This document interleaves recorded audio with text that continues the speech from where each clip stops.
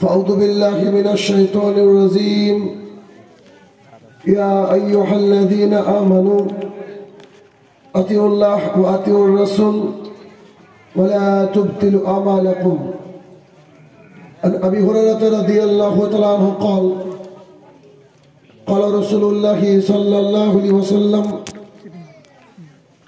كل أمة يدخلون الجنة إلا من أبى. قيل يا رسول الله من أبى؟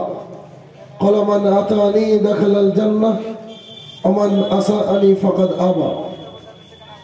عن عائشة رضي الله تعالى عنها قالت قال رسول الله صلى الله عليه وسلم من عمل عملا ليس عليه أمرنا فهو رد.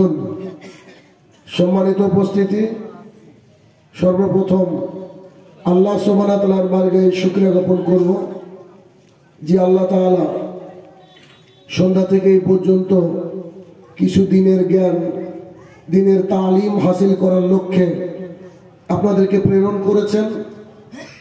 যে আল্লাহ সুবহানাহু ওয়া তাআলা বিচার দিবসের একচ্ছত্র অধিপতি সে রব্বুল ইজ্জাতের বারগাহে শুকরিয়া জ্ঞাপনার্থে আমরা বলি আলহামদুলিল্লাহ। অতঃপর সমগ্র মানব জাতির শিক্ষক, সমগ্র মানব জাতির পথ প্রদর্শক মুহাম্মদুর রাসূলুল্লাহ সাল্লাল্লাহু আলাইহি সাল্লামের উপর শত কোটি সালাত ও সালাম বর্ষিত হোক, আমরা বলি আল্লাহুম্মা আমিন। আপনাদের সাগরদিঘি অন্তর্গত নয়নডাঙ্গা অত্র এলাকায় অতি সংক্ষিপ্তভাবে আজকে আমার বক্তৃতার বিষয় আল ঈমান। উক্ত বিষয়ে স্বল্প সময়ে তথ্য এবং তত্ত্ববহুল আলোচনা করার চেষ্টা করব ইনশাআল্লাহুল আজিজ। আল্লাহ সুবহানাহু ওয়া তাআলা আপনাকে আমাকে পাঠিয়েছেন দুনিয়ার বুকে। দুনিয়াটা আমাদের জন্য পরীক্ষার কেন্দ্র। মারা যাওয়ার পর হিসাব নিকাশ শুরু হবে কবর থেকে, তারপরের বড় হিসাব শুরু হবে কিয়ামতের মাঠে। অতএব জরুরি ভিত্তিতে আপনাকে আমাকে আমাদের সিলেবাসটাকে জানতে হবে। একজন মানুষের জীবনে সবচেয়ে বড় এবং দামি সম্পদের নাম হচ্ছে ঈমান। ভারতবর্ষের যারা আমরা পড়াশোনা করেছি, আমার মনে হয় না যে এমন একজন মানুষও ওই মেয়েটার নাম জানি না যে মেয়েটা নরওয়ে থেকে শান্তির উপরে নোবেল পুরস্কার পেয়েছিলেন, যার নাম হচ্ছে মাদার টেরেজা। নামটা জানি আমরা? কথা বলেন। জি, মাদার টেরেজা একজন মহিষী নারী ছিলেন। হাজার হাজার অ্যাবর্শন হওয়া শিশুদেরকে তুলে এনে হোমে রাখতেন।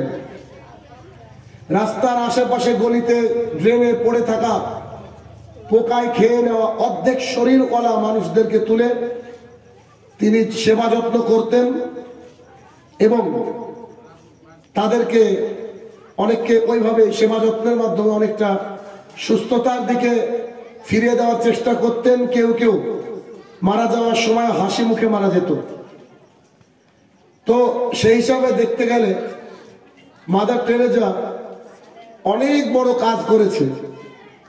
একজন মানুষকে কেউ যদি বাঁচিয়ে রাখে, বাঁচিয়ে দেয়, সেজন্য সমগ্র মানব জাতিকে বাঁচালো। সূরা মাইদা সূরা নম্বর 5 আয়াত নম্বর 32, সেটা আপনারা জানেন বোধহয়। তো সেই মাদার টেরেজা অনেকদিন আগে মারা গিয়েছেন। তিনি মাদার টেরেজা হিসেবে মারা গিয়েছেন। বলেন তো ওনার থাকার জায়গা কোথায়? কথা বলেন। নিশ্চিত জাহান্নাম, ভয়ের কোনো ব্যাপার নেই। অনেকে আমতামতা করে কথা বলে না। আল্লাহ তাআলা কোরআনুল কারীমের মধ্যে সরাসরি বলছেন ইন্না দীনা ইনদাল্লাহিল ইসলাম, আমার কাছে একমাত্র মনোনীত ধর্ম ইসলাম। তার মানে হিন্দু চলবে না, খ্রিস্টান চলবে না, ইহুদিদের কোনো চান্স নেই, বৌদ্ধদের কোনো চান্স নাই, পারসিদের কোনো চান্স নাই। কারণ ইসলাম ছাড়া আল্লাহর কাছে অন্য কিছু মনোনীত নয়। এবার আপনি ভয় করে বলেন বা লুকিয়ে রাখেন, that is your own matter, কিন্তু কিছু করার নেই।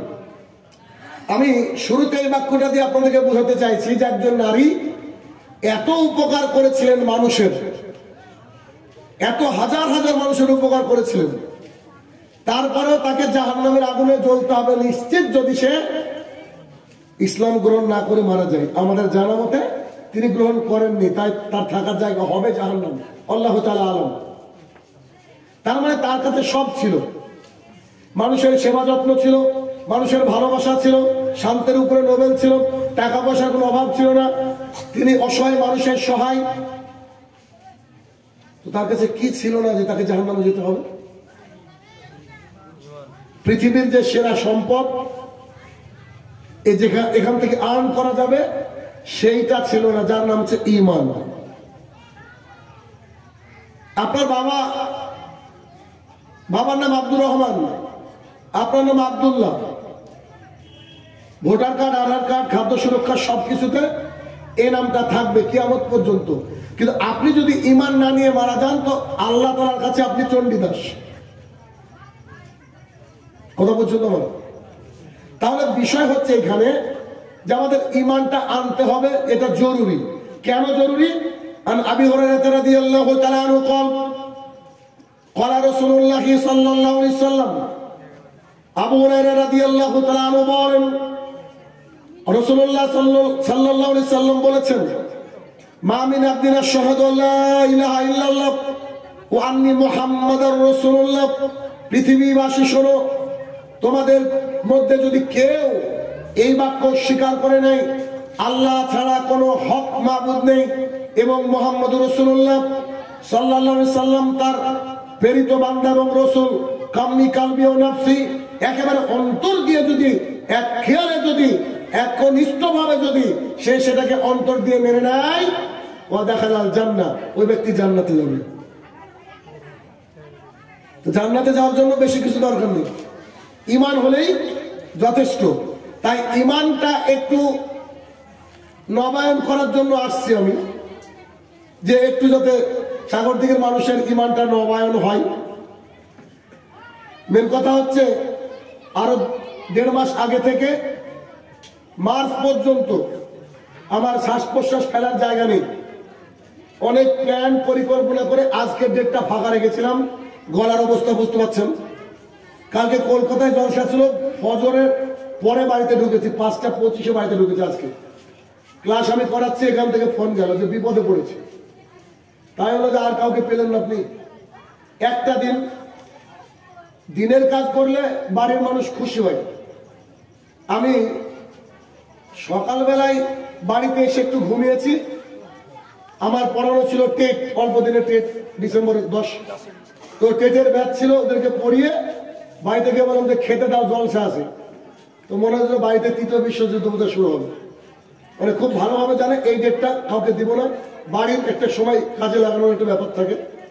তো একটাই ফাঁকা ছিল, তো সুবহানাল্লাহ বিহামদিহি, আর কিছু করার নেই। এটা হচ্ছে দায়িত্ব, এটা হচ্ছে দায়িত্ব। তো আসলাম এই জন্য যে যাতে করে আপনাদের ঈমানটা একটু নবায়ন করতে পারে। আচ্ছা, ঈমান কাকে বলে আমরা একটু জানি। আমরা জানবো আমাদের মহান শিক্ষকের কাছে। আমরা জিজ্ঞাসা করলাম আল্লাহ রাসূল সাল্লাল্লাহু আলাইহি সাল্লাম, what is the definition of ঈমান? ঈমানের সংজ্ঞাটা আমাদেরকে বলেন। মুহাম্মদুর রাসূলুল্লাহ সাল্লাল্লাহু আলাইহি সাল্লাম বললেন, চলো মুসলিম শরীফে যাও। আবু হুরায়রা রাদিয়াল্লাহু তাআলা রাবি, তিনি বর্ণনা করেন রাসূলুল্লাহ সাল্লাল্লাহু আলাইহি সাল্লাম বলছেন, আল ঈমান, ঈমান হচ্ছে আমানতু বিল্লাহি, আল্লাহর প্রতি ঈমান আনতে হবে, ওয়া মালাইকাতিহি, ফেরেশতার প্রতি ঈমান আনতে হবে, ওয়া কুতুবিহি, কিতাবের প্রতি ঈমান আনতে হবে, ওয়া রাসূলিহি, রাসূলের প্রতি ঈমান আনতে হবে, শেষ দিবসের প্রতি ঈমান আনতে হবে, আর ভালো এবং মন্দের মালিক যে আল্লাহ, তার প্রতি ঈমান আনতে হবে। তাহলে ঈমান হচ্ছে কটা বিষয়ের নাম? 6টা বিষয়ের নাম। ঈমানের আলোচনা যত শুনেছেন, আজকের আলোচনা একটু ভিন্ন হবে ইনশাআল্লাহ। আপনাকে দেখাবো, আমি দেখেন। 1 নম্বরে বলা হলো আমানতু বিল্লাহি, আল্লাহর প্রতি ঈমান আনতে হবে। আল্লাহর প্রতি ঈমান কাকে বলে? আমার সন্তান নাই, সন্তান চাইতে হবে একমাত্র আল্লাহ তাআলার কাছে। আমার ফসলটা শিলপানি হয়ে নষ্ট হয়ে গেছে, আল্লাহ তাআলাকে আমাকে বলতে হবে যে এর ক্ষতিপূরণ তুমি আমাকে দাও। এত বার করে তাহাজ্জুদের মধ্যে আল্লাহর কাছে দোয়া করেন যে আল্লাহ এই এই এই মুসিবত যেন আমার জীবনে না আসে, তারপরে আসলো। সেই আসার পরেও আল্লাহর উপরে তাওয়াক্কুল, এর নাম হচ্ছে আমানতু বিল্লাহ, আল্লাহর প্রতি ঈমান। আল্লাহর প্রতি ঈমান ছিল মুসা আলাইহিস সালামের, কিন্তু তার সঙ্গী সাথীদের আল্লাহর প্রতি তেমন ঈমান ছিল না। ঈমানটা থাকলেও ঈমানটা কি হতো, আপনার একটু ঢেউয়ের মতো উঠানামা করতো। ওই যে ভাই একটু আগে একটা বললো যে ফিলিস্তিনের ব্যাপারটা, ওই দিকে যাবো আমি। আর আমি আশাবাদী যে এই এতক্ষণ পর, মানে এই যে ঈমানের বিষয় বলতে গিয়ে যে কথাগুলো বলবো, এটা প্রত্যেকটা মুসলমানের ছোট থেকে শুরু করে বড় পর্যন্ত সবারই জানা কর্তব্য এবং দায়িত্ব। আর এটাও নিশ্চিত আমি এখানে বসে যে আমি যে ঘটনা বলবো তা 99.9% মানুষ জানে না। কেন? এটা হচ্ছে আমাদের অজ্ঞতা, এটা আমাদের অজ্ঞতা। এখনকার জলসা মানে কি, এলাকায় একটা অনুষ্ঠান, জামাই বিতিকে নেমন্তন্ন, 10 থেকে 12টা গরু জবাই, সবকিছুর উন্নতি কল্পে জলসা হয়, কিন্তু ইমানের উন্নতি কল্পে জলসা হয় না। কি ইমানের উন্নতি কল্পে জলসা হয় না? আপনাকে দেখাচ্ছি। মুসা আলাইহিস সালামের বাপদাদার ভিটা হচ্ছে ফিলিস্তিন, যেখানে এখন ঝামেলা চলছে বাইতুল মুকাদ্দাস। খুব একেবারে এক খেয়ালে চেয়ে থাকতে হবে, এই কথাগুলো আপনাকে জানতে হবে, বুঝতে হবে। তো বাইতুল মুকাদ্দাস হচ্ছে মুসা আলাইহিস সালামের বাপদাদার ভিটা। নয়নডাঙ্গা থেকে একটা লোক কলকাতায় গিয়েছে ডাক্তারি পড়াশোনা করার পরে, সেখানে ডাক্তারিতে চান্স পেয়েছে। লোকটার বয়স আজকে 70। ওই লোকটা যতই লক্ষ টাকা ইনকাম করুন না কেন, তার কিন্তু ইচ্ছা হবে একদিন তার বাপ দাদার ভিটায় ফিরবে। হবে কি হবে না? কি কথা বলেন? হবে। তো মুসা আলাইহিস সালাম এতদিন শুনেছিলেন, তিনি ফেরাউনকে দাওয়াত দিতে দিতে ক্লান্ত হয়ে তিনি ফেরাউনের কবল থেকে তার দলবলকে নিয়ে পালিয়ে যাচ্ছিলেন। আর তিনি নীল নদে ডুবে, মানে নীল নদ পার হয়ে গিয়েছিলেন, আর নীল নদে ডুবেছিলেন কে? ফেরাউন। ইতিহাস জানেন কি জানেন না? কথা বলেন একটু, জানেন? আচ্ছা, এটা হচ্ছে মিথ্যা কথা, এটা ইতিহাস পুরো মিথ্যা কথা। কেন আপনাকে বলি, খুব ভালো করে কনসেপ্ট ক্লিয়ার করতে হবে। যদি কনসেপ্ট আজকে আমি ক্লিয়ার করতে পারি প্রথম অংশে, ওয়াল্লাহি আপনারা তাহাজ্জুদে কেঁদে কেঁদে দোয়া করবেন ফিলিস্তিনের জন্য। কারণ একটা বাচ্চা ছেলে হাতে 500 টাকার নোটি বাকি, 10 টাকার নোটি বাকি, ও তো মূল্য বুঝে না। কিন্তু একটা বড় মানুষকে দিলে 500 টাকা আর দিচ্ছেন আর 10 টাকা দিচ্ছেন, কোনটা নেবে? 100% 500 নেবে। কেন? ও মূল্য বুঝে। তো ফিলিস্তিন কি এটা মূল্য বুঝে না? এখন বুঝাবো আপনাকে। দেখেন, এইটা হচ্ছে মিশর, এই জায়গাটা ভালো করে খেয়াল করেন। এইটা হচ্ছে মিশর। মুসা আলাইহিস সালাম ঈমান দেখাচ্ছেন, দীর্ঘদিন যাবত দাওয়াতের কাজ করলেন ফেরাউনের সাথে, ফেরাউনকে নিয়ে। তার সাথে আল্লাহ সুবহানাহু ওয়া তাআলা হারুন আলাইহিস সালামকে দিলেন।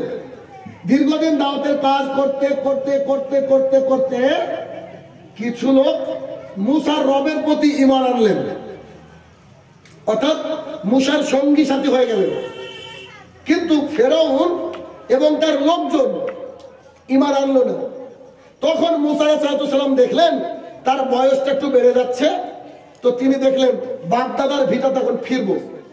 তো এইটা হচ্ছে কি বলেছি আমি, মিশর। এখান থেকে মুসা আলাইহিস সালাম বেরিয়ে গেলেন, তার সাথে অনেকগুলা সঙ্গী সাথী যারা আল্লাহর প্রতি ঈমান এনেছে। ইহুদি খ্রিস্টানরা এরা যে জন্ম থেকে খারাপ, আমি বলি শব্দটা, এর পেছনে কারণ দেখেন। ইহুদি খ্রিস্টানরা হচ্ছে নবী রাসূলদেরকে মেরেছে, ইহুদি খ্রিস্টানরা নবী রাসূলদেরকে কষ্ট দিয়েছে। এই জন্য ওই যে সূরা ফাতিহায় আপনি বলেন না, আমরা বলি না যে আল্লাহ আমাদেরকে ওই পথে পাঠিয়েও না যারা ওই শয়তানরা গিয়েছে। এরা কত খারাপ দেখেন। মুসা আলাইহিস সালাম ফেরাউনের কবল থেকে দেখলেন যে থাক, এটা দাওয়াত দিয়ে কাজ নাই, আমিও বয়স হয়ে যাচ্ছে, আমি আমার বাপদাদার ভিটা ফিলিস্তিনে আমার কবর হোক, এটা আমি চাই। তো তিনি সঙ্গী সাথীকে নিয়ে চলে আসছেন কোথা থেকে? মিশর থেকে। আস্তে আস্তে আস্তে আস্তে সামনে পড়ে গেল লোহিত সাগর। এতদিন শুনেছেন যে নীল নদ, ডাহা মিথ্যা কথা। আমি এখন বাড়ি থেকে আসলাম, আমি গঙ্গা নদী পার করেছি। আমি যদি বলি যে যমুনা পার করেছি, হাসবেন না আপনারা? যে জলঙ্গি থেকে যমুনা নাই তো। তো ঠিক মিশর থেকে ফিলিস্তিন যেতে গেলে নীল নদ পড়ে না, পড়ে কি? রেড সি, যাকে বলা হয় লোহিত সাগর। লোহিত সাগরের সামনে যখন পৌঁছে গেলেন মুসা আলাইহিস সালাম আর তার লোকজন, তাহলে মিশরের পরে কি বলেন তো? আজকেও এই ম্যাপটা এমনই আছে, লোহিত সাগর। এবার পেছনের দিকে তাকিয়ে দেখলে যে ফেরাউন আর তার লোকজন ঘিরে ফেলেছে। এবার মুসা আলাইহিস সালামের সঙ্গীরা বলছে, ও মুসা, তুমি তোমার রবকে এবার আমাদেরকে বাঁচাতে বলো। নাফরমান মানুষ দেখছেন, উনি বলতে পারতেন যে আমরা সবাই মিলে আল্লাহর কাছে দোয়া করি বা যুদ্ধ করি, কিছু একটা। মুসা আলাইহিস সালাম ঈমান আনিয়েছেন, তাদেরকে দাওয়াতের কাজ করিয়েছেন। এখন বলছে আপনি আপনার রবকে বলেন আমাদেরকে বাঁচাতে। সামনে সমুদ্র, সাগর, পেছনে ফেরাউনের লোক, বাঁচানোর কি আছে বলেন তো? এনাদেরকে বাঁচানোর কি আছে এখন? কিন্তু ওই ঘটনা যদি আপনারা আমার সাথে হয়, আল্লাহ কি বলবো তখন? তখন তো মনে মনে বলবো যে মাঝে মাঝে তো তাহাজ্জুদ পড়ি, আল্লাহ গো বিপদটা কি তুমি আমার ঘাড়ে চাপালা? ছেলের তো 2 থেকে 3 বার জ্বর হলে আপনার ঈমান চলে যায়। কত গালি দেন আল্লাহকে, এত দাম খারাপ করি, এত ওষুধ দিয়ে, এত এই করি সেই করি, আল্লাহ তাআলা আমার ভাগ্যে বলে কি বলে না মানুষ? আল্লাহ তাআলা বলছে অধিকাংশ মানুষ ঈমান আনার পরে মুশরিক। তো এবার মুসা আলাইহিস সালাম তখনও বললেন, কাল্লা, অসম্ভব, আমার প্রতিপালক আমাকে রক্ষা করবে না, আমি আশাবাদী। অথচ তার চোখের সামনে রক্ষার কোনো রাস্তা নেই। সামনে সমুদ্র, পেছনে ফেরাউন, কি করে তাকে বাঁচাবে? অথচ তার তাওয়াক্কুল দেখেন, আল্লাহর উপরে ভরসা দেখেন, তার ঈমানটা কেমন দেখেন, আমার প্রতিপালক আমাকে বাঁচাবেনই বাঁচাবেন। আমানতু বিল্লাহি, এ হচ্ছে আল্লাহর প্রতি ঈমান। সেটা কেমন? তখন আল্লাহ সুবহানাহু ওয়া তাআলা মুসা আলাইহিস সালামকে বললেন, তোমার হাতে ওটা কি? লাঠি। মারো সমুদ্রে। কোন রকমের কোন প্রশ্ন ছাড়া সমুদ্রের বুকে লাঠি মারলেন। সমুদ্রের 2 দিকে পানিকে আল্লাহ তাআলা দাঁড় করিয়ে দিলেন, মিডিল দিয়ে রাস্তা তৈরি করে দিলেন। মুসা আলাইহিস সালামের সঙ্গীরা এবং তিনি সেই রাস্তা দিয়ে পার হতে লাগলেন। পার হতে হতে চলে গেলেন ওই পারে। ফেরাউন দেখলো এই তো মক্কা, রাস্তা সুন্দর হয়ে গেছে, এদেরকে তো যে কোনো মূল্যে আমরা হত্যা করব। তো ফেরাউন আর তার লোকজন চলে গেল তাদের পেছন পেছন। মুসা আলাইহিস সালাম আর তার সঙ্গীরা ওদিকে যখন ডাঙায় উঠে গেলেন, আল্লাহ তাআলা 2 দিকের পানিকে বললেন, চলো পানি তুমি জমা হয়ে যাও। পানি জমা হয়ে গেল, ওই পানিতে ডুবে মরলেন ফেরাউন আর তার লোকজন। কোথায় ডুবলেন? লোহিত সাগরে। ভালো করে বুঝেন, মিশর কিছু দূর আসার পর লোহিত সাগর, লোহিত সাগরের পর একটা বিশাল মরুভূমি, সেই মরুভূমির নাম হচ্ছে সিনাই মরুভূমি। কি মরুভূমি? সিনাই। তো সিনাই মরুভূমির মধ্যে ওনারা চলতে শুরু করলেন। চলতে চলতে চলতে চলতে খাবারের অভাব দেখা দিল, খাবার। তখন মুসা আলাইহিস সালামের সঙ্গীরা, একটু আগে আল্লাহ কি করে বাঁচালেন দেখেন তো। এরপরে কি ঈমান থেকে বেঈমান হয় মানুষ? এইভাবে অলৌকিকভাবে আল্লাহ বাঁচিয়ে দিলেন। এখন মুসা আলাইহিস সালামকে বললেন, আমাদের প্রচন্ড খিদে লেগেছে, তোমরা আল্লাহকে বলো আকাশ থেকে খাবার পাঠাতে। বলেছি না, ইহুদি খ্রিস্টানের মানে জন্ম থেকে শয়তান। তো তিনারা বললেন যে তোমরা আল্লাহকে বলো খাবারের ব্যবস্থা করতে। মুসা আলাইহিস সালাম আল্লাহর কাছে দোয়া করলেন, আল্লাহ সুবহানাহু ওয়া তাআলা আকাশ থেকে খাবার পাঠালেন। সামনে থেকে বলবেন খাবার দুটোর নাম কি ছিল? মান্না ও সালওয়া। মাশাআল্লাহ, এই দুটো খাবার আল্লাহ তাআলা কি করলেন? আকাশ থেকে পাঠালেন। দেখেন তো, ফেরাউনের কবল থেকে রক্ষা করলেন কে? বলেন। আকাশ থেকে খাবার পাঠালেন কে? সমুদ্রকে 2 ভাগ করে দিলেন কে? সমুদ্রের মধ্যে রাস্তা তৈরি করে দিলেন কে? এরপরে তো আর বেঈমান হওয়ার চান্স বোধহয় নাই। তখন মুসা আলাইহিস সালাম বললেন, এক কাজ করেন, আপনারা এখানে থাকেন, আমি একটু তুর পাহাড়ে যাব। কোন পাহাড়? তুর। যেই সিনাই মরুভূমি, সিনাই মরুভূমির মধ্যে অবস্থিত তুর পাহাড়। অতুরি ও সিনিন পড়েননি আপনি? এবার কি কনসেপ্ট ক্লিয়ার হচ্ছে? মিশর, এটা কি লোহিত সাগর, মরুভূমির নাম সিনাই। আর ওই সিনাই মরুভূমিতে অবস্থিত হচ্ছে তুর পাহাড়, যেটাকে মানুষ সুরমা পাহাড় বলে। তুর পাহাড়, মুসা আলাইহিস সালাম সেখানে চলে গেলেন আল্লাহর ইবাদতে মশগুল হওয়ার জন্য। 40 দিন পর তিনি ওখান থেকে ঘুরছেন, তার ঘাড়ের উপরে তাওরাত, যেমন আমাদের কোরআন, আল্লাহ তাআলা বিধান নাযিল করে দিলেন। একজন নবীর সবচেয়ে খুশির জায়গা হচ্ছে তার উপরে যদি আল্লাহ তাআলা কোনো শরীয়ত নাযিল করেন। তিনি তাওরাতকে ঘাড়ে করে নিয়ে আসছেন, খুব খুশি, আল্লাহ তাআলা আমার উপরে তাওরাত নাযিল করে দিয়েছেন। যখন তিনি তার জনপদের লোকের কাছে আসলেন, দেখলেন যে এরা বাছুর পুজো শুরু করেছে। মাত্র 40 দিন, মাত্র 40 দিনের এতে কি করেছে? বাছুর পুজো শুরু করেছে। এবার মুসা আলাইহিস সালাম খুব রেগে গেলেন, খুব রেগে গেলেন। তারপরে বললেন যে শোনো, রাগকে কন্ট্রোল করে বললেন যে তোমরা বাছুর পূজা বন্ধ করো, এক আল্লাহর ইবাদত করো। যাক, তারা মেনে নিল। মানার পর মুসা আলাইহিস সালাম বলছেন, আমার তামান্না, আমার মনের ইচ্ছা যে আমার কবরটা ফিলিস্তিনে হোক। ফিলিস্তিনরা এখন যেখানে রয়েছে তখনও ওইখানে ছিল, একই রকম পরিবেশ। তো মুসা আলাইহিস সালাম তার সঙ্গীদেরকে বলছে, চলো আমরা ফিলিস্তিনিদের বিরুদ্ধে যুদ্ধ করব, ইহুদি খ্রিস্টানদের বিরুদ্ধে, তাদের বিরুদ্ধে যুদ্ধ করব, দিয়ে আমাদের মসজিদুল আকসা আমাদের, ওটা আমরা নিয়ে নেব। এবার মুসা আলাইহিস সালামকে তার সঙ্গীরা কি বলেছিল জানেন? সঙ্গীরা বলেছিল যে তুমি আর তোমার আল্লাহ যুদ্ধ করবে। কি বলেছিল? তুমি আর তোমার রব যুদ্ধ করবে। এবার মুসা আলাইহিস সালাম ওখান থেকে একটু সরে আসলেন, দেখতে চাইলেন কজন লোক তার সাথে আসে। মাত্র 2 জন লোক মুসা আলাইহিস সালামের সঙ্গে আসলেন, বাদ বাকি লোক কেউ তার সাথ দিল না। এখন কি 2 জন আর মুসা আলাইহিস সালাম 3 জন মিলে যুদ্ধ করা যায়? আল্লাহ সুবহানাহু ওয়া তাআলা তাকে পরীক্ষা করার জন্য মুসা আলাইহিস সালামকে পাঠালেন খিজির আলাইহিস সালামের কাছে। ঘটনা এবার ক্লিয়ার হচ্ছে কি? খিজির আলাইহিস সালামের কাছে পাঠালেন। খিজির আলাইহিস সালামের কাছে গিয়ে দীর্ঘদিন থাকার পরে মুসা আলাইহিস সালাম ইন্তেকাল করলেন ফিলিস্তিনের বুকে। এখন ঘটনা এখানে একটু দাঁড় করিয়ে দিয়ে মুসনাদ আহমদের হাদিস, রাসূলুল্লাহ সাল্লাল্লাহু আলাইহি ওয়াসাল্লাম বলছেন, আমার ভাই মুসার কবর বাইতুল মুকাদ্দাস থেকে ঢিল ছোড়া দূরত্বে।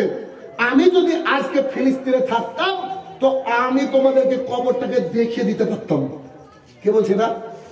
মুহাম্মদ রাসূলুল্লাহ সাল্লাল্লাহু আলাইহি ওয়াসাল্লাম হাজার হাজার বছর আগে ঘটে যাওয়া ঘটনা তিনি বলছেন।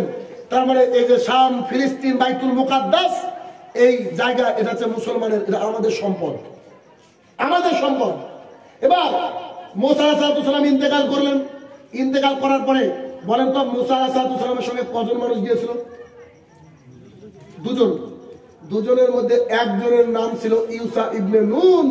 আল্লাহ তাআলা তাকে নবী বানিয়ে দিলেন। তাহলে ভালোদের সাথে থাকলে ভালো কিছু পাওয়া যায়। ইউসা ইবনে নুনকে আল্লাহ তাআলা নবী বানিয়ে দিলেন।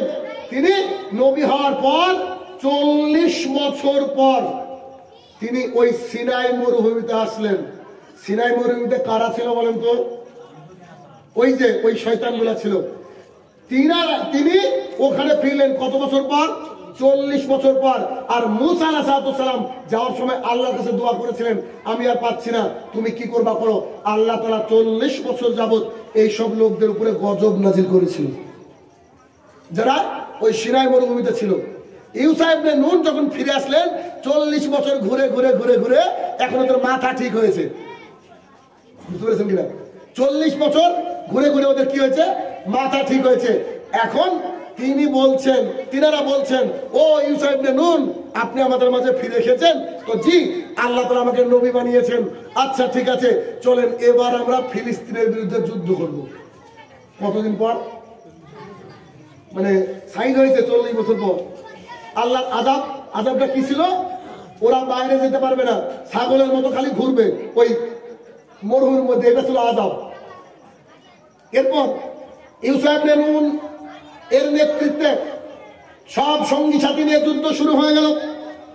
যুদ্ধ করতে অস্ত্রের প্রয়োজন হয় না, যুদ্ধ করতে লোকজনের প্রয়োজন হয় না, যুদ্ধ করতে সবচেয়ে বেশি প্রয়োজন হচ্ছে তাওয়াক্কুল। আল্লাহর উপরে ভরসা করলে আল্লাহ তাআলা যুদ্ধে জিতায় কি জিতায় না? আল্লাহ তাআলা জেতায়। এবার তিনি যখন যুদ্ধ করছেন, এই আশ্চর্য ঘটনা বলি শুনেন, তিনি যখন যুদ্ধ করছেন, যুদ্ধ করতে করতে করতে করতে আসরের ওয়াক্ত পার হয়ে গেছে। আসরের পরে মাগরিব হতে কতটা সময় লাগে? 1.5 ঘন্টা, 1 ঘন্টা, 1 ঘন্টা হাইস্ট, বা 2 ঘন্টা ধরে নিলাম আমি। কিন্তু তিনি খেয়াল করে দেখলেন আজকে যদি যুদ্ধকে থামিয়ে দেওয়া যায়, আগামীকালকে হচ্ছে শনিবার, তার মানে যুদ্ধটা কোন বারে হচ্ছিল? শুক্রবার। আর ইসলামিক ক্যালেন্ডার অনুযায়ী দিন পরিবর্তন হয় মাগরিবের পর। আর ইহুদি খ্রিস্টানদের একটা নীতি ছিল, তাদের বৈশিষ্ট্য ছিল যে শনিবারে তারা কোনো যুদ্ধ করবে না, শনিবারে কিছু করবে না, এরকম তো নিষিদ্ধ দিন থাকে, তাদের নিষিদ্ধ দিন ছিল। এখন যুদ্ধর সময় ধরেন আরো 5 ঘন্টা লাগবে, কথার কথা, এটা হাদিসের ভাষা না, আরো 5 ঘন্টা লাগবে আপনাকে বোঝানোর জন্য। আর আরো 5 ঘন্টা যুদ্ধের জন্য লাগবে, কিন্তু আর সময় আছে 1 ঘন্টা বা 1.5 ঘন্টা, 1 ঘন্টা বা 1.5 ঘন্টা। এবার যদি আজকে যুদ্ধটাকে থামিয়ে দেওয়া যায়, ইহুদিরা আবার চক্রান্ত করবে, করে কি করবে? বলবে যে যুদ্ধ হবে না, আবার পরের দিন থেকে হবে। তাহলে মুসলমানদের জেতা যুদ্ধ কি হবে? হারিয়ে যাবে। মুসা আলাইহিস সালামের বাইতুল মুকাদ্দাস জেতার যে শখ, ইচ্ছা, তামান্না, সেটা আর হবে না। তখন ইউসা ইবনে নুন তিনি আল্লাহ তাআলার কাছে দোয়া করলেন, আজকে আমাকে জিততেই হবে, আজকে আমাকে বাইতুল মুকাদ্দাস জিততেই হবে। আল্লাহ, আমি জানি না তুমি কি করে জিতাবা, আমরা তুমুল যুদ্ধে রত রয়েছি, তুমি আমাদেরকে জেতাও। তখন আল্লাহ সুবহানাহু ওয়া তাআলা যে কাজটা করলেন, পৃথিবীর ইতিহাসে এই কাজটা কোনোদিন ঘটেনি, আর আগামী কিয়ামত পর্যন্ত ঘটবে না। সেটা কি জানেন? আল্লাহ সুবহানাহু ওয়া তাআলা সূর্যকে দাঁড় করিয়ে দিলেন। সুবহানাল্লাহ বিহামদিহি। আল্লাহ সুবহানাহু ওয়া তাআলা ইউসা ইবনে নুনের দোয়াতে সূর্যকে দাঁড় করিয়ে দিয়ে আল্লাহ তাআলা বললেন যে চল তোরা যুদ্ধ কর, যতক্ষণ তোদের যুদ্ধে যেটা হচ্ছে আমি মাগরিব করবো না, যা। তিনারা যুদ্ধে জিতে গেলেন, বাইতুল মুকাদ্দাস হয়ে গেল মুসলমানের। এই বাইতুল মুকাদ্দাসকে জেতানোর জন্য আল্লাহ তাআলা সূর্যকে থামিয়ে দিয়েছিলেন। আর এই বাইতুল মুকাদ্দাস যদি অন্যজন দখল করে থাকে, মুসলমানের কলিজা ফেটে রক্ত বেরোনো উচিত। বাইতুল মুকাদ্দাস কি জানেন? বাইতুল মুকাদ্দাস হচ্ছে আপনার বেশিরভাগ নবী রাসূলদের জন্মস্থান। বেশিরভাগ, আপনি ইব্রাহিম আলাইহিস সালাম থেকে শুরু করে, ইয়াকুব আলাইহিস সালাম থেকে শুরু করে, আপনার তার যে যত সন্তানরা, প্রায় তো নবী, ওই যে আপনার সবচেয়ে সুদর্শন সন্তান নাম কি বলেন? ইউসুফ আলাইহিস সালাম, জাকারিয়া আলাইহিস সালাম, সব লূত আলাইহিস সালামকে আল্লাহ তাআলা তার কমকে ধ্বংস করে দিয়ে আল্লাহ তাআলা বলেছিলেন যে তুমি চলে যাও ফিলিস্তিনের শামে। এ হচ্ছে ফিলিস্তিন। ফিলিস্তিন বাইতুল মুকাদ্দাস কোন জায়গা জানেন? ফিলিস্তিন বাইতুল মুকাদ্দাস হচ্ছে ওই যে ইমরানের কন্যা মারিয়াম আলাইহিস সালাম, যার পেটের মধ্যে ছিল ঈসা আলাইহিস সালাম, বাবা ছাড়া আল্লাহ তাআলা যে সন্তান দিয়েছিলেন সেটা হচ্ছে ওই বাইতুল মুকাদ্দাস। তিনি ওই মসজিদের সাফ সাফাইয়ের কাজ করতেন। একদিন জাকারিয়া আলাইহিস সালাম গেলেন, তার কাছে গিয়ে দেখলেন যে সিজনে যে ফল নাই, সে সিজনে সেই ফল। জাকারিয়া আলাইহিস সালাম বলতেন, আশ্চর্য ব্যাপার, কি ব্যাপার তোমার কাছে এইটা কেন? তো তিনি বলতে লাগলেন আল্লাহ তাআলা পাঠিয়েছে। তার বয়স প্রায় 80-90 বা 100। জাকারিয়া আলাইহিস সালাম তার স্ত্রী বান্ধা বাচ্চা হবে না, তিনি বাইতুল মুকাদ্দাসের মেহরাবে বসে আল্লাহর কাছে 2 হাত তুলে দোয়া করেছিলেন, আল্লাহ আমার মাথার চুল সব পেকে গিয়েছে, আমার হাড়গোড় সব দুর্বল হয়ে গেছে, আমি বার্ধক্যের শেষ প্রান্তে পৌঁছে গেছি। ইতিহাস, the last stage of our life, আমাদের জীবনের সর্বশেষ স্টেজ। আমার স্ত্রী বন্ধা, বাট একটা সন্তান চাইছি তোমার কাছে, তুমি সন্তান দাও। সন্তান হবে না তিনি নিশ্চিত, কিন্তু মারিয়াম আলাইহিস সালামের ওই যে দৃশ্য দেখে তিনি ভাবলেন আল্লাহর কাছে চাইলে তো আল্লাহ দেয়। তিনি দোয়া করলেন, আল্লাহ সুবহানাহু ওয়া তাআলা তাকে সন্তান দিলেন। শুধু সন্তান দিলেন নয়, আল্লাহ তাআলা কুরআনুল কারীমের মধ্যে বলে দিচ্ছেন, আমি তোমাকে একটা সন্তান দান করছি, সেই সন্তানের নাম আমি আল্লাহ রেখে দিচ্ছি ইয়াইয়া। এই নামের সন্তান পৃথিবীতে আর কেউ আসেনি, ফার্স্ট তোমার।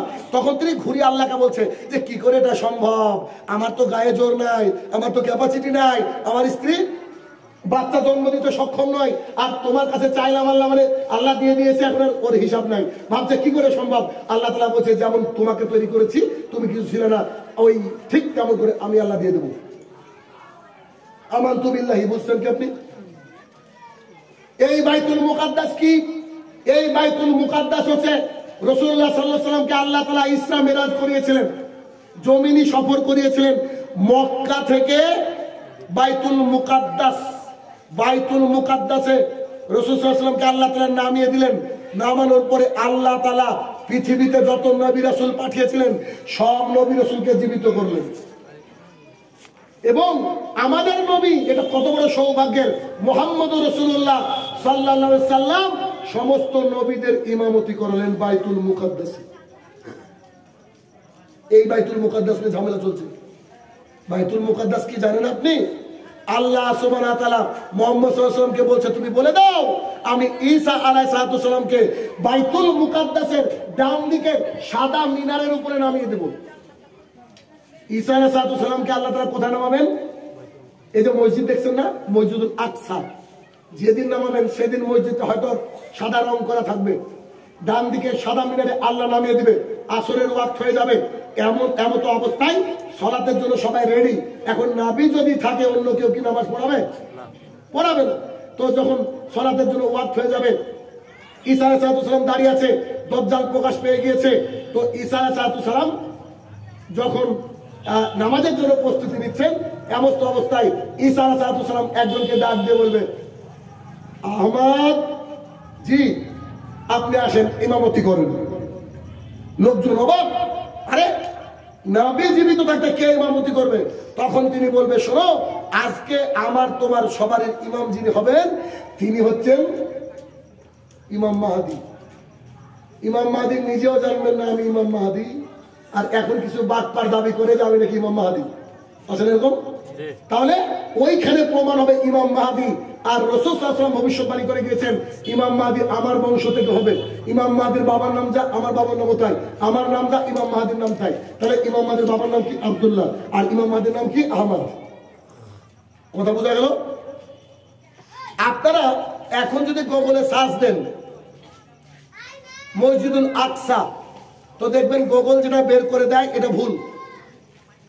হলুদ একটা গম্বুজ দেখা যাচ্ছে না, সংবাদে দেখাচ্ছে হলুদ, এই যে গম্বুজ, এটা বাইতুল আকসা নয়, এটা বাইতুল আকসা নয়। ওখান থেকে বেশ কিছুটা দূরে কালো একদম, মানে রং করা নেই, অনেকদিন আগের স্মৃতিসৌধ থাকলে যেমন হয় ওইটা হচ্ছে বাইতুল আকসা। আর এটার নাম হচ্ছে কুব্বাতুল সাখরা। কি নাম? কুব্বাতুল Sakhra, the rock of the ডোম ইংরেজিতে বলা হয়। তো বাইতুল আকসা কতটুকু জানেন? বাইতুল আকসা কেন? গোটা পৃথিবীতে যদি আবার তৃতীয় বিশ্বযুদ্ধ হয়, দেখবেন এই বাইতুল আকসাকে কেন্দ্র করে হবে। কেন জানেন? ইহুদিরা মনে করে এটা আমাদের পুণ্যভূমি, খ্রিস্টান মনে করে পুণ্যভূমি, অন্য জাতি মনে করে পুণ্যভূমি। কিন্তু জমিটা তো আমার রে ভাই, জমিটা আমাদের, আর এটা তো কারো বাবার জমি না। আল্লাহ তাআলা যুগে যুগে করেছেন। 15 হিজরিতে উমর রাদিয়াল্লাহু আনহুর নেতৃত্বে এই বাইতুল আকসা বিজয় হয়েছিল। আবার চলে গেছে, আবার আসবে আমাদের ইনশাআল্লাহ, ঘাবড়ানোর দরকার নেই। আর এই বাইতুল আকসা যে মসজিদ, এই মসজিদ হচ্ছে 144 বর্গ মাইল। বুঝতে পারেননি? বুঝাচ্ছি আপনাকে আমি। এক জামাতে 8 লাখ মানুষ নামাজ পড়তে পারে। কত মানুষ? 8 লাখ। দিস ইজ বাইতুল আকসা। বুঝতে পেরেছেন? এটা হচ্ছে বাইতুল আকসা। এটা আমার বাবার সম্পত্তি, আমাদের সম্পত্তি। তো আমরা দেখবো তো খারাপ দেখবে। এখানে বম্বিং করা হচ্ছে, হসপিটালে বম্বিং করা হচ্ছে, ছোট্ট ছোট কলিজার টুকরা সন্তানকে মেরে দেওয়া হচ্ছে। আপনি চিন্তা করে দেখেছেন? কয়েকটা ভিডিও সোশ্যাল মিডিয়ায় ভাইরাল। আমি দেখছিলাম একটা বিষয়, একটা ছোট্ট বাচ্চা 5 থেকে 6 বছর বয়স হবে, সে বেডে শুয়ে আছে, তার সমবয়স্ক আরেকটা ছোট্ট বাচ্চা। আমাদের তো বাচ্চাদের হুশই থাকবে না, আমাদের হুশ থাকবে না। ছোট্ট বাচ্চা আরেকটা ছোট্ট বাচ্চাকে মারা যাচ্ছে, এটা দেখে বলছে, ইয়া ওমর কুল লা ইলাহা ইল্লাল্লাহ, ইয়া ওমর কুল লা ইলাহা ইল্লাল্লাহ। ও ওমর তুমি একবার লা ইলাহা ইল্লাল্লাহ বলো, তুমি একবার লা ইলাহা ইল্লাল্লাহ বলো। সে হাসতে হাসতে লা ইলাহা ইল্লাল্লাহ বলছে। সে জানে আমি মারা যাওয়ার পরে আল্লাহ আমাকে জান্নাত দিবে। আমানতু বিল্লাহি। বুঝাতে পেরেছি আমি? এর নাম হচ্ছে আমানতু বিল্লাহি। পৃথিবীতে যে যাই করুক না কেন, আল্লাহ তাআলা আমার রব, এইটাকে স্বীকার করে নিতে হবে। তাতে পৃথিবীতে যাই হোক না কেন সবকিছু তৈরি করে কে? আল্লাহ সুবহানাহু ওয়া তাআলা। ভালো এবং মন্দের মালিক কে? আল্লাহ সুবহানাহু ওয়া তাআলা। তাহলে ঈমানের প্রাথমিক পর্যায়ে কি? আমানতু বিল্লাহি। যদি এই ছোট্ট একটা বাক্য দুনিয়াবাসী মেনে নিত, তাহলে আব্বাস সিদ্দিকীর ব্যবসা চলতো না। ছোট্ট একটা বাক্য যদি মেনে নিত দুনিয়াবাসী, তাহলে আপনার ওই কি পাথর চাপড়ির ব্যবসা চলতো না। ছোট্ট একটা ব্যবসা যদি মেনে নিত দুনিয়াবাসী, লালবাগের ওই কি ওর ভেতরে গিয়ে নাকি কি কি সব মানত করে মানুষ, এ ব্যবসা চলতো না। ছোট্ট একটা যদি আল্লাহর প্রতি ঈমান কাকে বলে, এটা যদি মেনে নিত মানুষ, তাহলে পৃথিবীর বুকে যত মাজার আছে, মাজার কেন্দ্রিক এরকম চাওয়ার ব্যাপার থাকে, এটা থাকতো না। ঈমানের স্বাদ বুঝেছিলেন।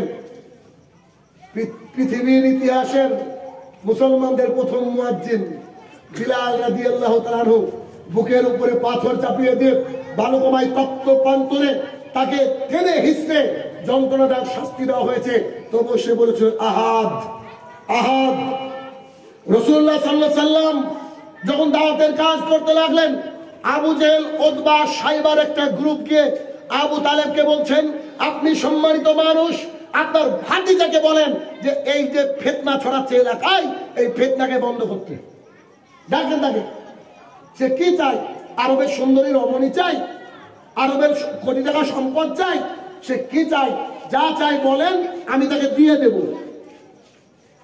কিন্তু দাওয়াতের কাজ বন্ধ রাখতে হবে। রাসূল সাল্লাল্লাহু আলাইহি ওয়াসাল্লামের চোখের কোণে পানি।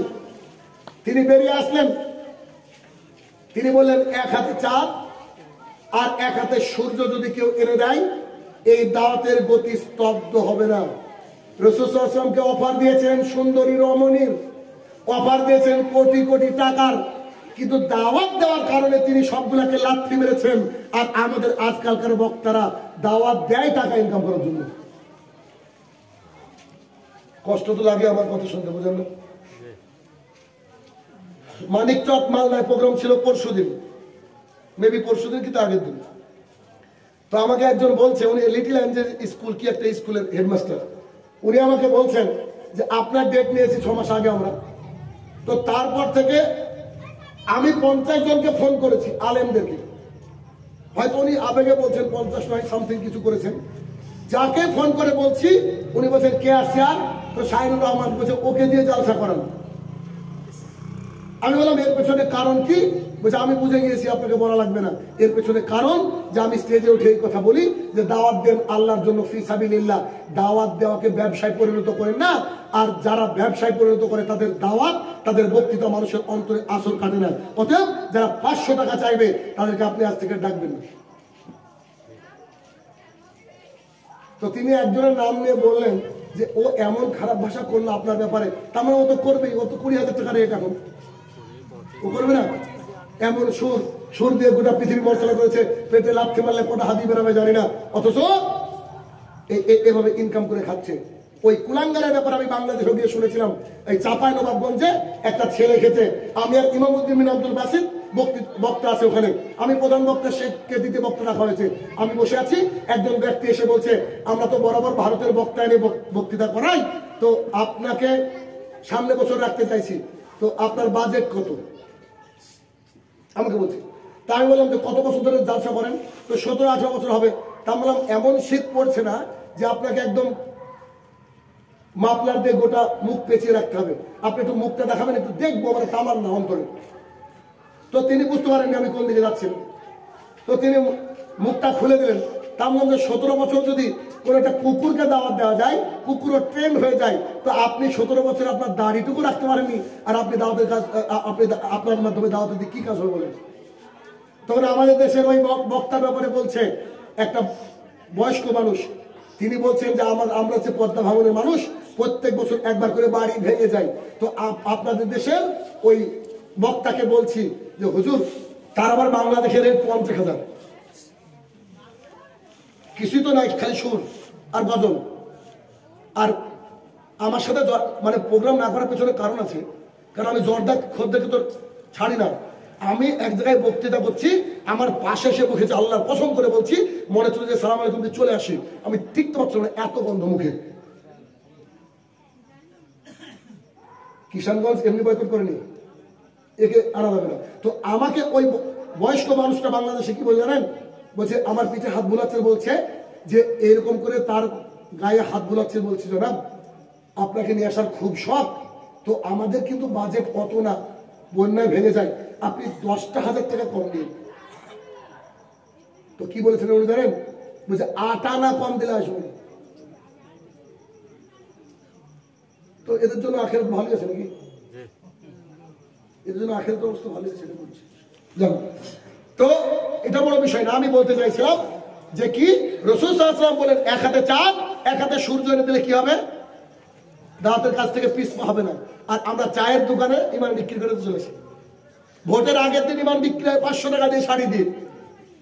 এই হচ্ছে আমাদের ইমানের অবস্থা। না, আল্লাহ তাআলার প্রতি ঈমান আনতে হবে। গোটা পৃথিবীর মানুষ যদি একদিকে হয়ে যায় আর আল্লাহ যদি একা আপনাকে একদিকে রাখে, তখনও ভরসা করতে হবে কার উপরে?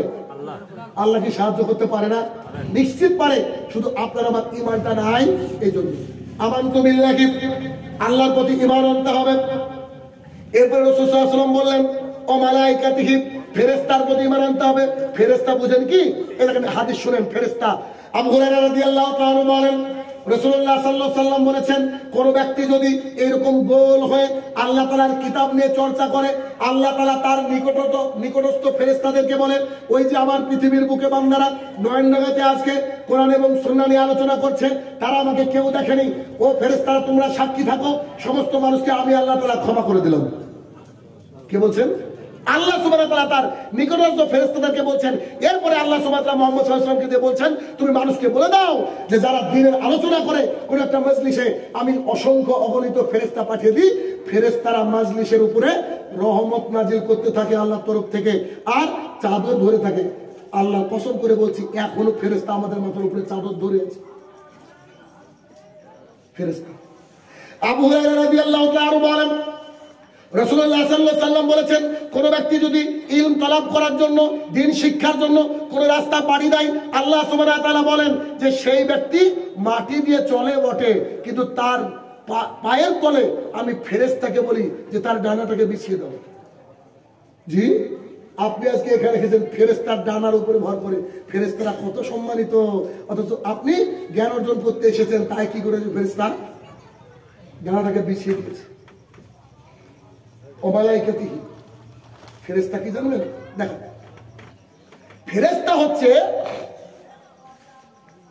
আসমান 7টা রয়েছে, 7টা আসমানের 1টা ইঞ্চি জায়গা ফাঁকা নাই যেখানে ফেরেশতারা রুকুতে নাই, সেজদায় নাই। ফেরেশতা কত বুঝতে পারছেন? একটা ছোট্ট উদাহরণ দিলে বুঝতে পারবেন।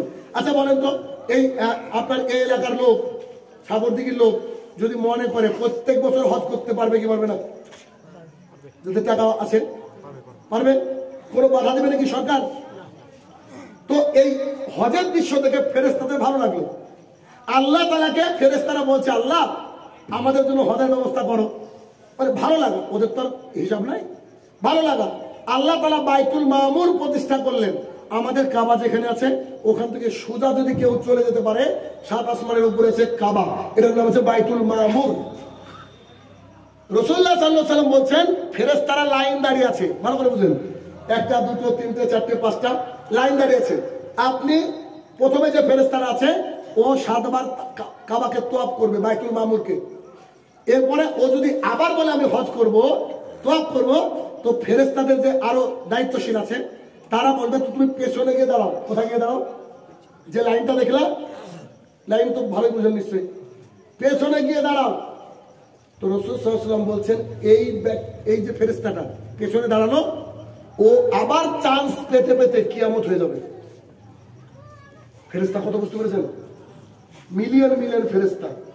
আবু হুরায়রা রাদিয়াল্লাহু তাআলা আনহু বলেন রাসূলুল্লাহ সাল্লাল্লাহু আলাইহি ওয়াসাল্লাম বলেছেন, কোন ব্যক্তি যদি রাত্রি বেলায় ঘুমানোর সময় ওযু করে ঘুমায়, আল্লাহ তাআলা আকাশ থেকে একটা ফেরেশতা পাঠিয়ে দেয়।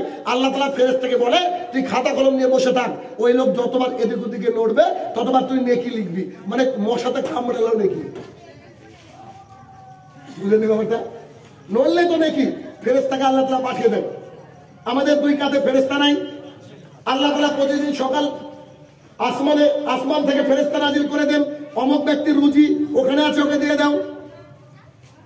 গতকালকে বারাসাতে প্রোগ্রাম ছিল আমার, তো এই প্রোগ্রামে কলকাতা থেকে কয়েকজন বিখ্যাত লোক খুব ভালোবাসে আমাকে, তারা এসেছে 70 কিলোমিটার পাড়ি দিয়ে।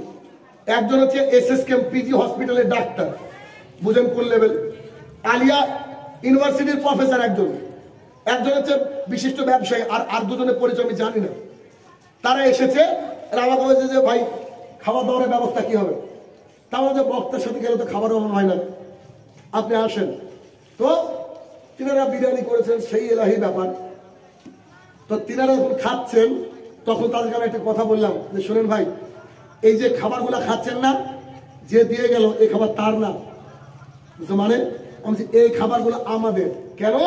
মিশকাত শরীফ হাদিস নম্বর 73, আল্লাহ তাআলা পৃথিবী সৃষ্টি হওয়ার 50,000 বছর আগে আমাদের তাকদীরে লিখেছিল যে এই লোকগুলা উত্তর বারাসাতে এসে খাবে, ওর বাপের খাবার না, ওকে আমরা আল্লাহ তাআলা চাকর হিসেবে রান্না করিয়ে নিয়েছি, সার্ভ করে নিয়েছে, খাবার আমাদের এটা। তখন বলছে ঠিকই বলেছেন ভাই। আমরা জি, তাহলে ফেরেশতার প্রতি ঈমান আনতে হবে। এরপরে বললেন কুতুবিহি, কিতাবের প্রতি ঈমান।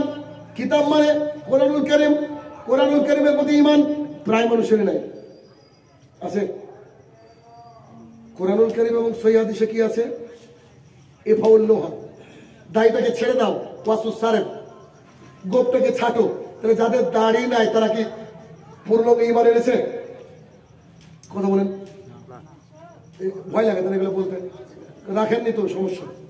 আচ্ছা, আল্লাহ সুবহানাহু ওয়া তাআলা কোরআনুল কারীমের মধ্যে বলছেন ইয়া আইয়ুহান নাস কুলু মিম্মা ফিল আরদি হালালান তাইয়্যিবা ওয়া লা তাত্তাবিউ খুতুওয়াতিশ শায়তান। আল্লাহ তাআলা বলছেন হে মানব সকল, তোমাদেরকে আমি রুজি দিয়েছি, হালাল হালাল বেছে বেছে খাও। আপনার মধ্যে বন্ধন আছে, গ্রুপ লোন আছে, LIC আছে, ওই বাড়িতে কোরআন রাখা আছে, আপনি কি ঈমান এনেছেন? কথা বলেন। আল্লাহ সুবহানাহু ওয়া তাআলা 33 নম্বর সূরা আহজাব আয়াত নম্বর 33, আল্লাহ সুবহানাহু ওয়া তাআলা বলছেন ইয়া আইয়ুহাল্লাযীনা আমানু, হে ঈমানদারগণ। আল্লাহ সুবহানাহু ওয়া তাআলা বলছেন, ঈমানদারগণ থেকে ডাক দিয়ে বলছেন, আল্লাহ তাআলা যখনই কোনো নির্দেশ দিয়েছেন কাকে ডাক দিয়েছেন? ঈমানদারদেরকে ডাক দিয়েছেন। তো রাসূল সাল্লাল্লাহু আলাইহি ওয়াসাল্লামকে দিয়ে আল্লাহ তাআলা ওই একই সূরার মধ্যে অনেক কথা বলেছেন। তার মধ্যে কি বলেছেন? বলেছেন যে ওয়াকারনা ফি বুয়ুতিকুন্না, এই মহিলারা শোনো, তোমরা বাড়ির মধ্যে থাকো। কোথায় থাকো? বাড়ির মধ্যে থাকো।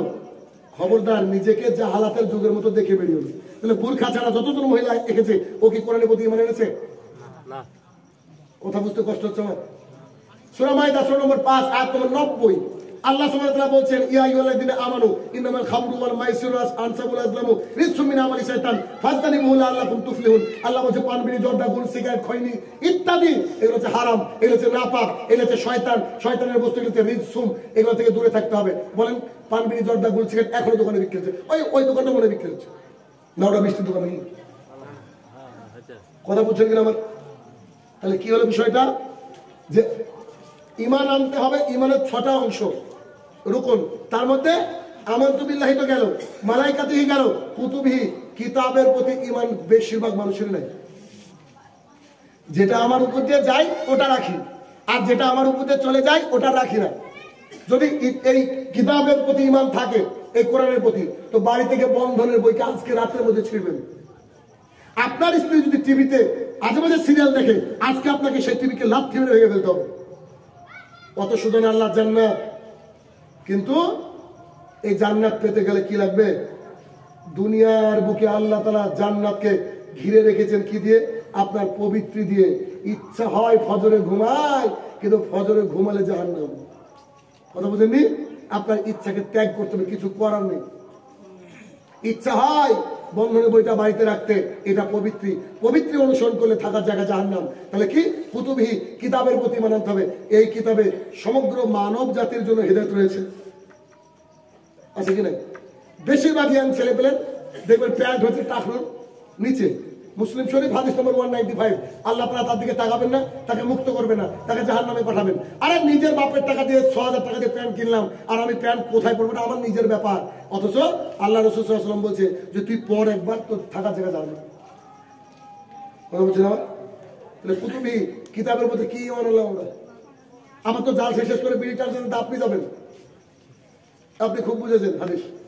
তাহলে কুতুবিহি, কিতাবের প্রতি কি করতে হবে? ঈমান আনতে হবে। তাহলে কিতাবের প্রতি ঈমান আনলে বন্ধন রাখা চলবে না, গ্রুপ লোন LIC চলবে না, হারাম খাওয়া চলবে না, হারাম খাওয়া চলবে? হারাম খাওয়া চলবে না।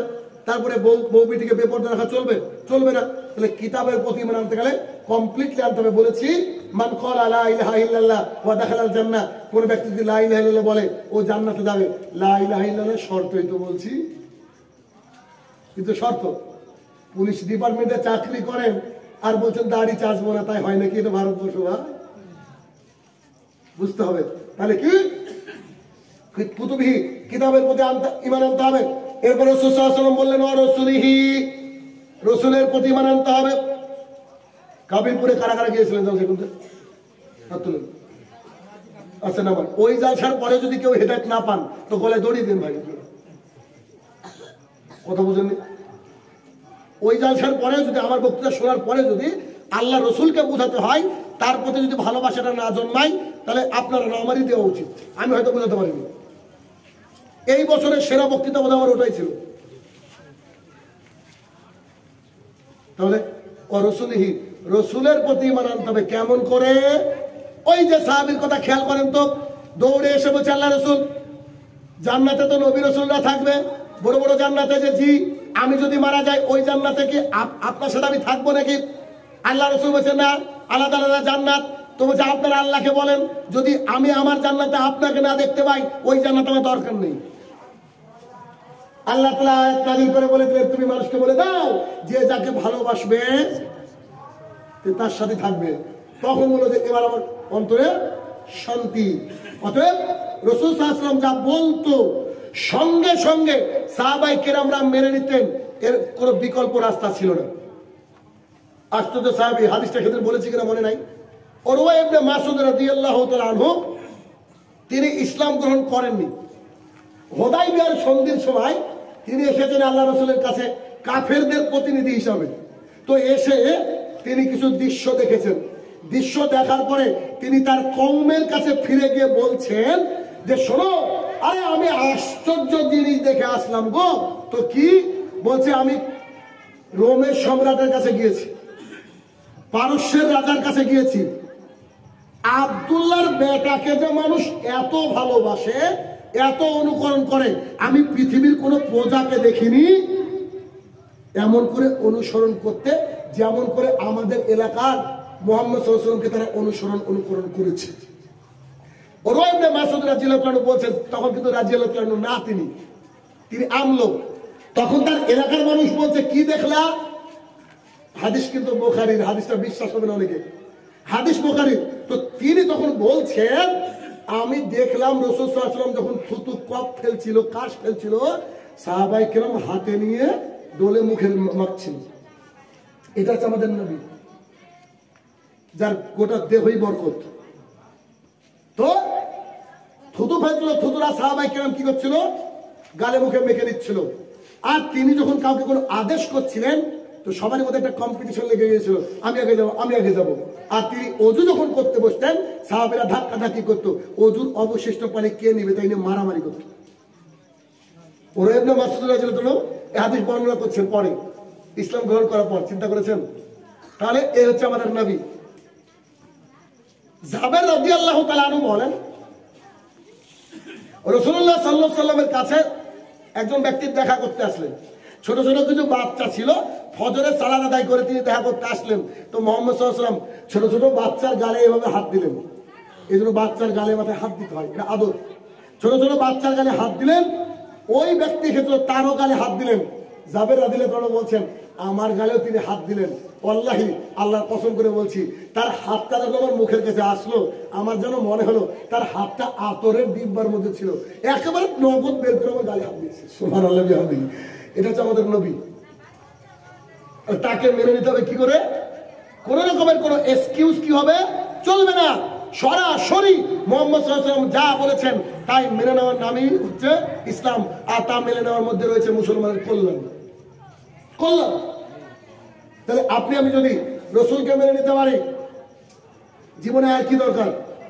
কেননা যে যাকে ভালোবাসবে সে কি তার সাথে থাকবে। তাহলে রাসূলকে মানি বলছি, ফেসবুকে লিখছি আই লাভ মুহাম্মদ সাল্লাল্লাহু আলাইহি ওয়াসাল্লাম, হ্যাশট্যাগ চললো কিছুদিন।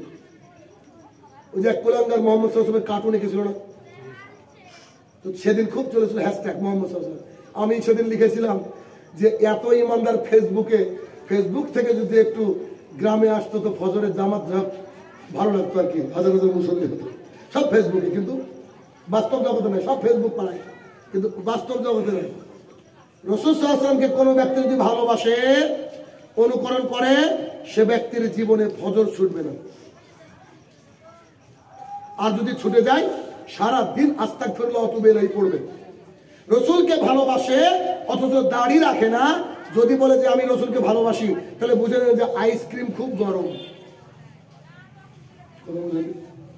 আইসক্রিম গরম হয়? আইসক্রিম গরম হয়? হয় না। আলোচনা লম্বা করবো না, শেষ করবো। তো কি রসুলহি, রসুলকে কি করতে হবে? মেনে নিতে হবে। মেনে নিতে হবে, শুধু ভালোবাসা নয়, একেবারে পুঙ্খানুপুঙ্খু মেনে নিতে হবে। ব্যাস। এরপরে কি? ইয়াউমুল আখির, শেষ দিনের প্রতি ঈমান আনতে হবে।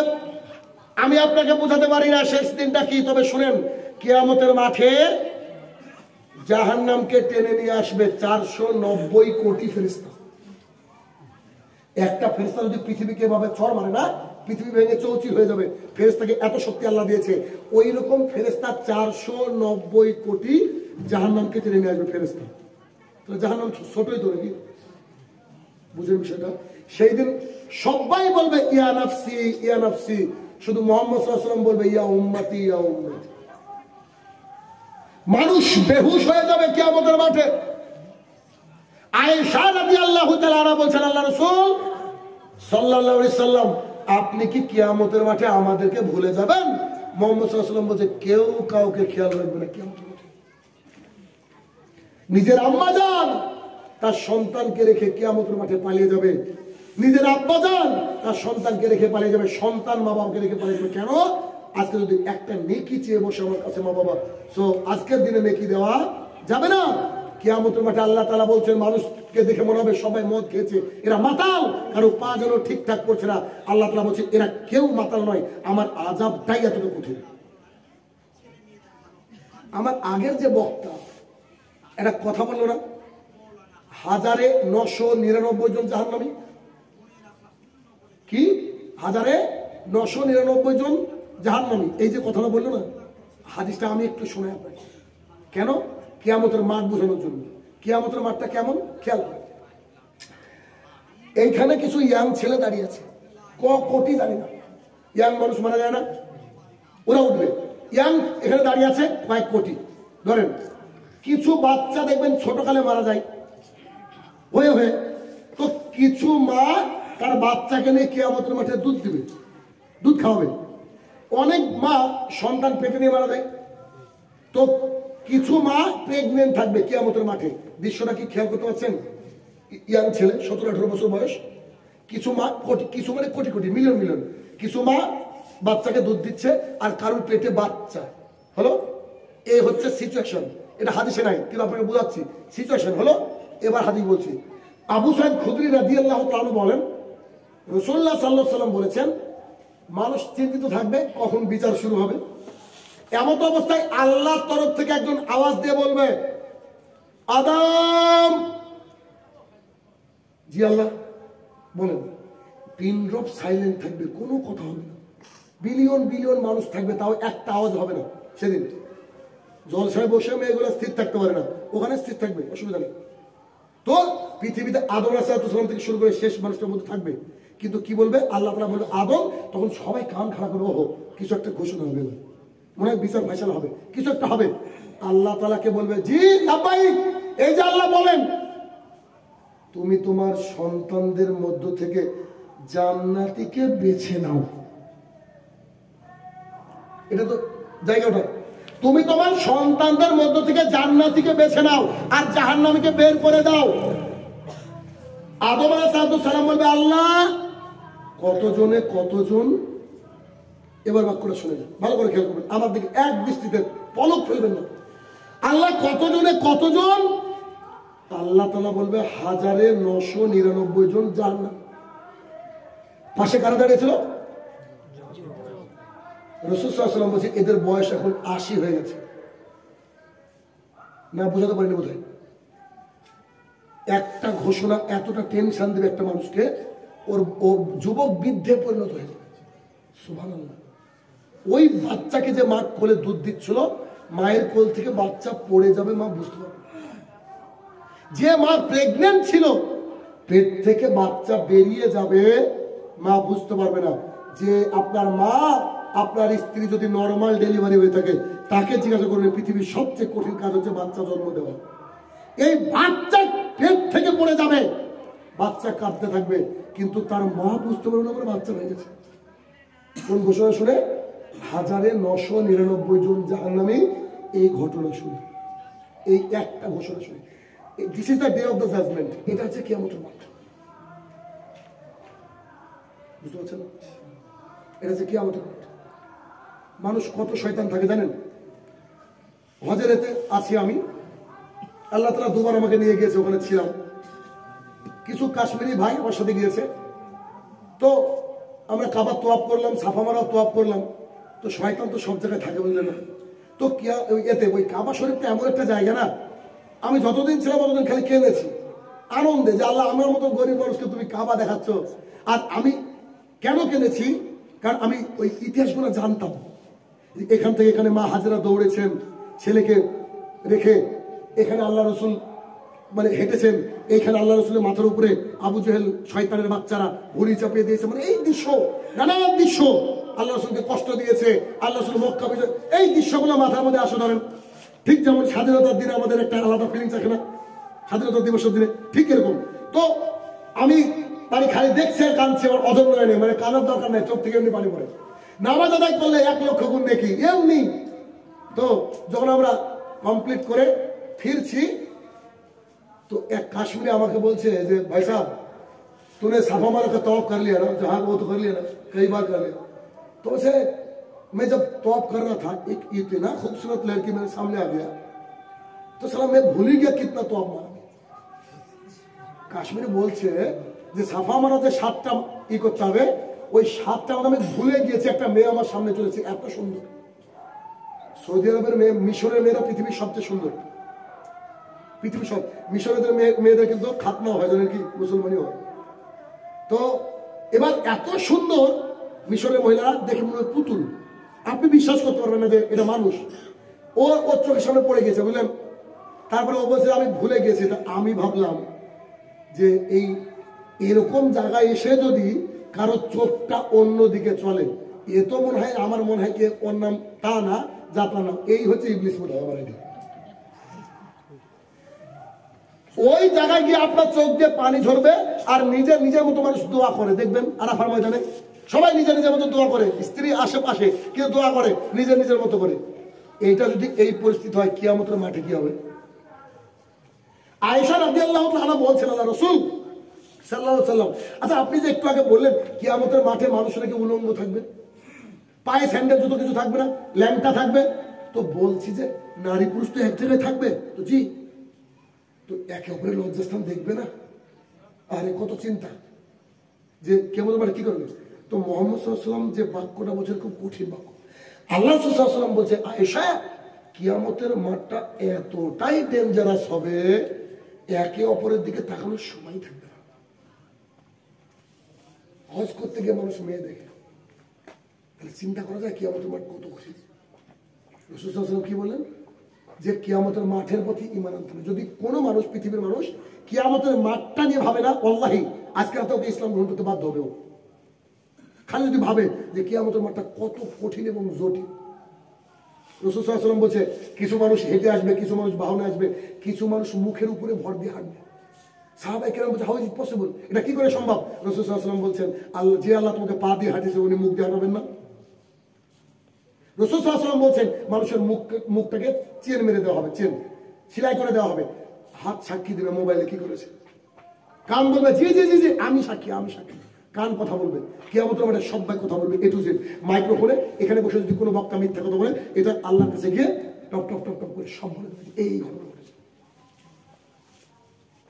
সাক্ষী দেওয়ার জন্য এটা যথেষ্ট। এটা হচ্ছে কিয়ামতের মাঠ।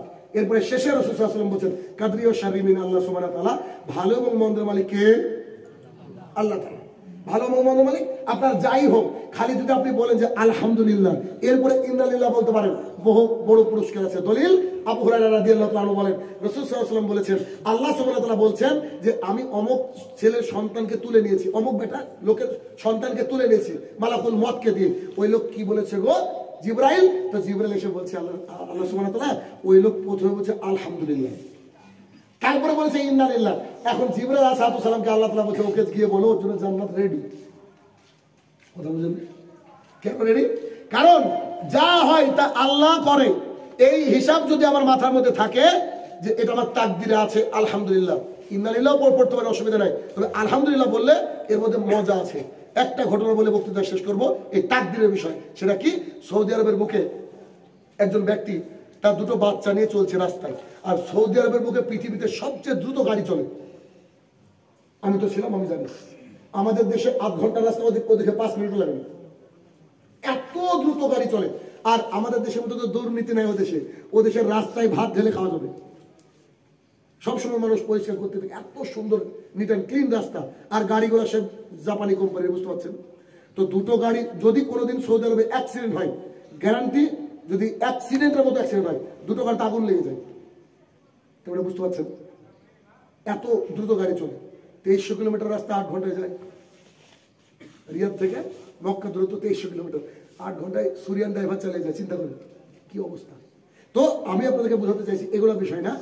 বিষয় হচ্ছে কি যে একজন ব্যক্তি দুটো সন্তান নিয়ে হাঁটছে, আর গাড়ি তো দ্রুত চলে, আর সন্তানটা তো দুষ্টু স্বাভাবিক হয়।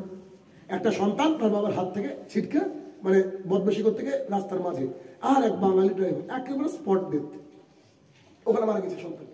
তো সৌদি আরবে একটা গুণ ভালো, চারিদিকে ক্যামেরা থাকে, তো যদি কেউ নাও থাকে, দুটো গাড়ি ক্ষেত্রে যদি হালকা আঘাত লাগে, তো তারা ওখানে দাঁড়িয়ে যায়, পুলিশকে ফোন করে। পুলিশকে আরবিতে বলে সুরতা। তো তারা সুরতাকে ফোন করে, এসে বলে যে দেখেন কোনো কিছু ঝামেলা হয়েছে কিনা, বলে লিখেন, না ছেড়ে দেন আমাদেরকে। আর আমাদের তো সবই চোর, আমরা তো আসেছি, ওরাও চোর, টাকা দিলে সব জানি পাস। তো এখন যখন মারা গিয়েছে, একটা বাবার সন্তান মারা গেছে, বাবা সামনে আছে, যদি আমরা হতাম কি করতাম? মারা মানে কোন কথা, ওকে বাঁচতে পারতো? মিনিমাম আধবেলা করতাম যদি ভালো হতাম। এটা তো বলে আমাদের সন্তান। তখন ও থর করে কাঁদছে, গাড়ির মধ্যে আছে। এবার আর একটা সন্তানকে নিয়ে সেই বাবা গিয়ে তাকে গিয়ে বলছে আসসালামু আলাইকুম। ওই বাঙালি ড্রাইভারটা বলছে আসসালামু আলাইকুম, ইয়া হাবিবি লা তাখাফ, লে শান্তা কি খফ, এই তুই ভয় করছিস নাকি? ভয় করবি না, আরে ভয় করিস। শোন, রাসূল সাল্লাল্লাহু আলাইহি ওয়াসাল্লাম বলেছেন, যার ছোটবেলায় বাচ্চা মারা যাবে, সেই বাচ্চা তার বাবার কামিজ ধরে তাকে জান্নাতে নিয়ে যাবে। অর্থাৎ আমার মনে হয় আল্লাহ তাআলা আমাকে জান্নাতে নিয়ে যাওয়ার ব্যবস্থা করেছে, কারণ আল্লাহ যাকে পাঠিয়েছে আল্লাহ নিয়ে নিয়েছে। তোর কি ক্ষমতা আছে কাউকে মেরে ফেলা? তবে তুই সাবধানে গাড়ি চালাস, এটা হচ্ছে তোর কাছে আমার নসিহত। কাদরিয়া শারীমিন আল্লাহ সুবহানাহু ওয়া তাআলা, ভালো এবং মন্দের মালিক কে? আল্লাহ তাআলা।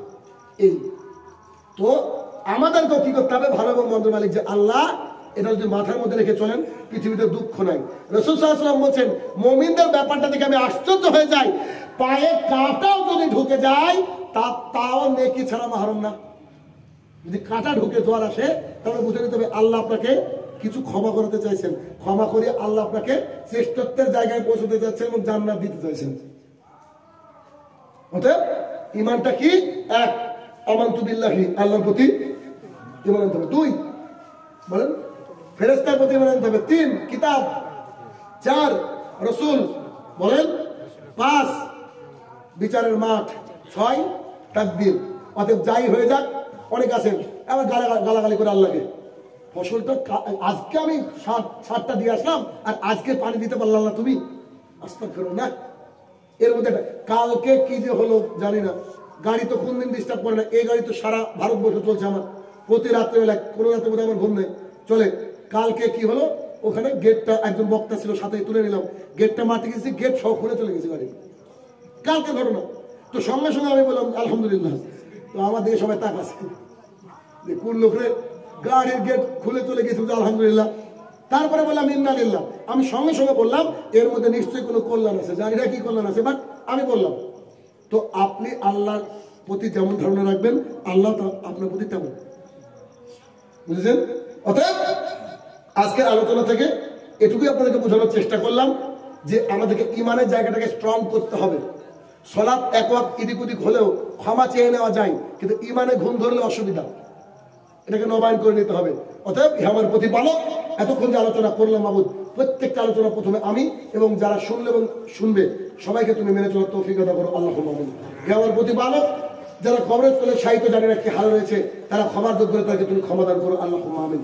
যারা আয়োজন করেছে তারা স্কুল কর্তৃপক্ষ, আল্লাহ তাআলা যেন তাদের স্কুলের উপরে বারাকা নাযিল করে, আল্লাহুম্মা আমিন। হে আমার প্রতিপালক, আমরা যেন দ্বীন ইসলামকে সঠিকভাবে মানুষের দরবারে পৌঁছতে পারি। যত বাধা মুসিবত আসবে, তুমি এই বাধা মুসিবত থেকে আমাদেরকে দূরে রাখো, আল্লাহুম্মা আমিন। আসসালামু আলাইকুম রাহমাতুল্লাহি ওয়া বারাকাতুহু। না আপনি